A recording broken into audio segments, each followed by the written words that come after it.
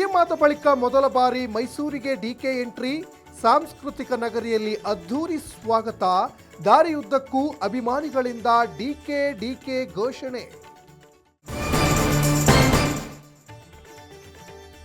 ನಾಳೆ ಕಾವೇರಿಗಾಗಿ high voltage meeting. ಸರ್ವಪಕ್ಷ ಸಭೆ ಕರೆದ ಸಿಎಂ ಡಿಕೆಶಿ. ಮೀಟಿಂಗಿಗೆ ಬಿಜೆಪಿ ನಾಯಕರು ಹೋಗೋದು ಡೌಟ್. ಮಂಡ್ಯದಲ್ಲಿ ತೀವ್ರಗೊಂಡ ಕಾವೇರಿ ಕಿಚ್ಚು. ಹಲವು ಸಂಘಟನೆಗಳಿಂದ ಪ್ರತಿಭಟನೆ. ಕನ್ನಡಿಗರ ಪರ ನಿರ್ಧಾರ ತೆಗೆದುಕೊಳ್ಳುವಂತೆ ಒತ್ತಾಯ.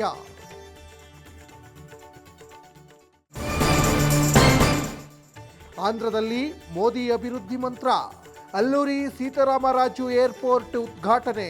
18,000 ಕೋಟಿ ಅಭಿವೃದ್ಧಿ ಕಾರ್ಯಗಳ ಲೋಕಾರ್ಪಣೆ.